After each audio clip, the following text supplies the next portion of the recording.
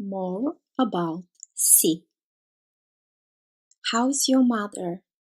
Как е майка ти? Как е майка ти? In this sentence, we are asking about information about your mother. I saw your mother. Видях майка ти. Видях майка ти. That's a statement. This is your room. Това е стаята ти. Това е стаята ти. It's again a statement. It's a passive information.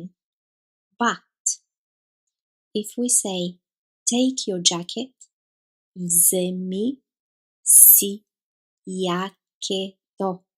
Вземи си якето. We are in fact saying that you have to do some action, you have to interact with that object. That's why instead of ti, we use si.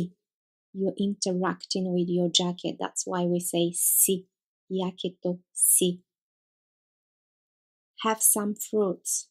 Вземи си плодове. You're doing something to yourself. You're taking fruits for yourself. Go and see your mother. Отиди и виж майка си. Отиди и виж майка си. We are asking you to interact with your mother, so you have to do something. Talk to your mother. Говори с майка си. Говори с майка си. Again, you have to interact with that, with the subject. More. My jacket is new. Якето ми е ново. This is a statement, information. Якето ми е ново. I'm washing my jacket. Пера си якето. Пера си якето. There is an action I'm doing to my jacket. My bed is untidy. Леглото ми е разхвърляно. Леглото ми е разхвърляно.